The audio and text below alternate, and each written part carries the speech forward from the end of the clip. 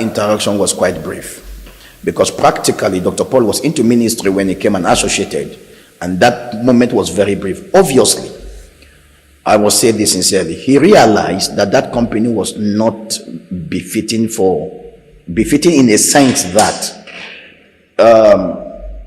I must say this, in those early days of ministry we had no order.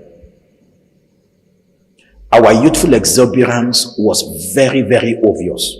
So Dr. Paul's observing that completely distanced himself from us. It was obvious. So that interaction was quite brief.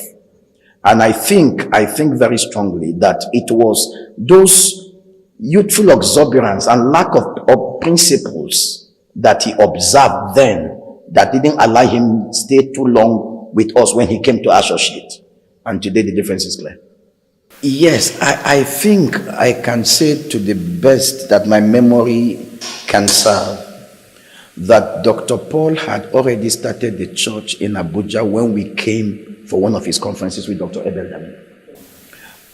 I think when we came for that conference, I was part of that conference when Dr. Abel Damina was invited to come as a guest speaker. As a matter of fact, we were all surprised at what the church had grown to be in this short space of time. So obviously, I don't think it was the inaugural meeting we came for. It was not. The church had started, and then Dr. Abel was invited as a guest speaker. We all came together. As far back as 1994 was the first time I think Dr. Paul Enenche came into the picture of Dr. Abel Damina. And as at the time Dr. Paul came into the picture, he was already a man of God in his own right.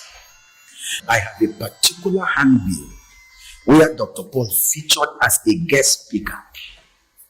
Yes, he was already a guest speaker. That was in 1995. It was in that handbill, there's one pastor called Dr. Friday Younger in 1995. So Dr. Paul came into the picture as already a minister of the gospel, fireful and vibrant, that often attends the conferences that Dr. Abel organizes. There was this just prayer conference that was going on then, that Dr. Paul comes around. So when the movement, ICMA, became a church, Dr. Paul came in as an associate minister. Sometimes he goes around preaching, you don't get to see him on the Sunday. If he's around at just, he comes into the service. And I had the opportunity to invite Dr. Paul to come minister for us in 1995 in Bauchi State. He was then a man of God in his own right. He came to that meeting with Dr. Becky, his wife, and with Deborah, his daughter, with his mother-in-law. That was 1995. And we could see then that the man was anointed, was fireful, was a man of God in his own right by all standard. So we had the opportunity of coming around Dr. Joshua Telina and Reverend Dr. Abel Damina. And obviously, I must say this, obviously, it was very clear, very apparent that it was different. It was different from us in so many ways than I can mention here. It was different in his lifestyle. It was different in his approach to ministry. It was different in his morality. And so basically, it was obvious that Dr. Paul as a person had his own approach, had his own lifestyle, had his own more or less like ministry, came around as an associate. So basically, what he is doing today, we have always known that he had a ministry that definitely was going to be global because of his approach to ministry that was quite different from ours. His very strict and very high standard of living that to a very large extent was different from us because we were quite young men then, and it was quite different. So what he's doing today, I'm not surprised. And if Dr. Abel is being claimed to happen, train or probably ordain Dr. Enenche, I want to say this sincerely, that when a man that had his own ministry and was already in ministry associates with you at one point in time, it does not translate to the fact that he was being ordained by you as a church. It's just like saying that John the Baptist called Jesus into ministry. On transit to the mountain, he had an opportunity to meet John the Baptist. But obviously, he could know that Jesus was called for a purpose. So whatever we see today, I think Dr. Paul Enenche had it. And he was very intentional about it while he was with us. And today we can see the evidence of what God is doing.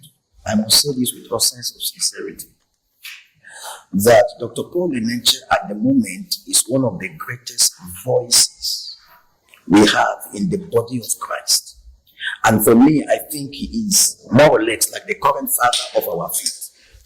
Because whether we like it or not, the older generations are certainly going to, I won't say face out, but he is one of the current father of faith that we now have, that the generation, my generation of ministers are looking up to, because of what he epitomizes, what he has been able to accomplish by the Spirit of God, lives that he has taught. At the moment, every country he has gone, both the president of the country and the citizens of the country stand at attention. And I think such a man should be given the honor due him. And so, in the light of Dr. Abel's comment and whatever with regards to Dr. Enenche, I think completely is out of order. It is important for so many questions to be asked at this point, because I have been trying to understand this particular situation.